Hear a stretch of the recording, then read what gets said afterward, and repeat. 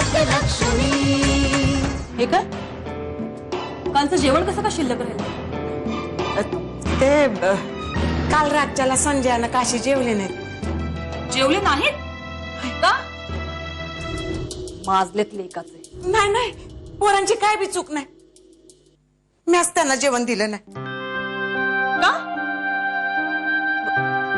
काल त्यांना चहा देताना तुम्हीच म्हणला होतात ना, त्यांना काय बी द्यायचं नाही, उपाशी ठेवा म्हणून।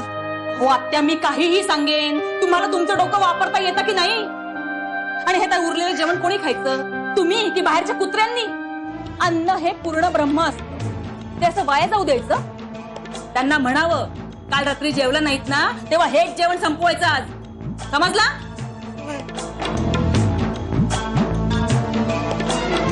सुदामा दादी, माफ करा मला, मला खरंच माफ करा।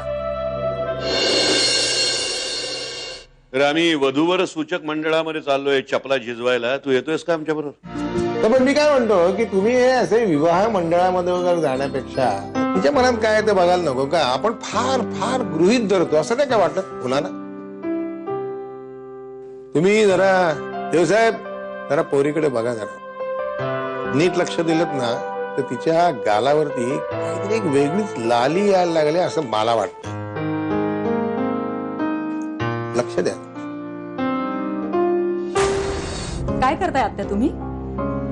पोरांना जेवण द्यायला सांगितलं ना, पण रातचं जेवण जरा गरम करून देते। अहो, त्यांना शिक्षा म्हणून हे जेवण द्यायला सांगितलं होतं, म्हणजे आपल्या घरात अन्न शिजत नाही म्हणून नाही हा? तेव्हा आता हे जेवण ना असंच हा शिळं आणि थंडच द्यायचं त्यांना, समजलं? मी काय म्हणतो, तुम्हाला पुन्हा एकदा भेट, मग तुला कळेल मी कसा दिसतो, कसा वागतो, कसा बोलतो। हो, पण भेटायचं कसं? मग ते कसं भेटायचं ते बघू। असा घँगन आता तिथे पोचतो तुझ्या जवळ काय?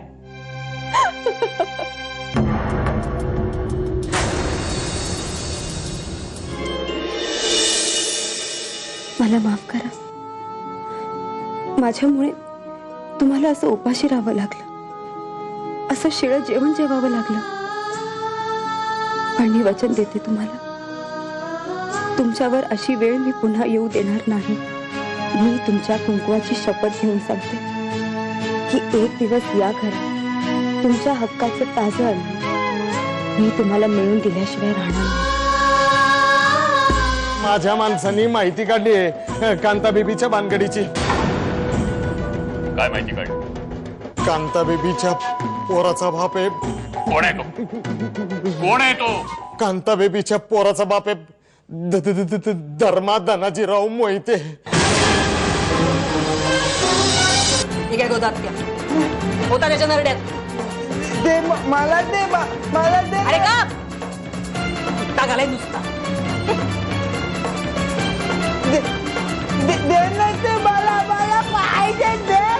तुम्हाला आज जाधवांच्या घरी बोलवलंय, त्यांच्या घरी त्यांच्या सुनेची ओटभरणी आहे आज, आणि तुम्हाला मुद्दाम नारळ उतरवायला बोलवलंय। अरे होय, मी विसरलेच, जाधविनीच्या घरी आज वोट आहे ना व? मी अभि येते तुमच्या संग। अगं ए बाया, इसरलीस काय? वांजटा बाईला कोण ओट भरण्याला बोलवत नाही, अपशकुन असतं या। चल ग आपण जाऊया, वांजोटी कुठली येते ओट भरण्याला, चल। तुम्हा पुरुषांचं एक बरं असतं, किती बी चुकलं तरी कोणी बी चिखल नाही फेकत तुमच्यावर। बाबा बायकासनी मात्र टोचून टोचून बोलतात। गोदाता, आजपासून यांना हे दूध द्यायचं नाही। अगं पण हे औषध प्यायला नाही ना तर जनावरासारखा वागतो बघ तू। अहो, मी सांगते तसं करा, हे दूध तुम्ही बाहेर जाऊन होता आणि आईंना कळू नका देऊ। मला दे, दे दे मला, दे दे मला, तुमच्याकरता चांगलं नाही। ऐका ना माझं,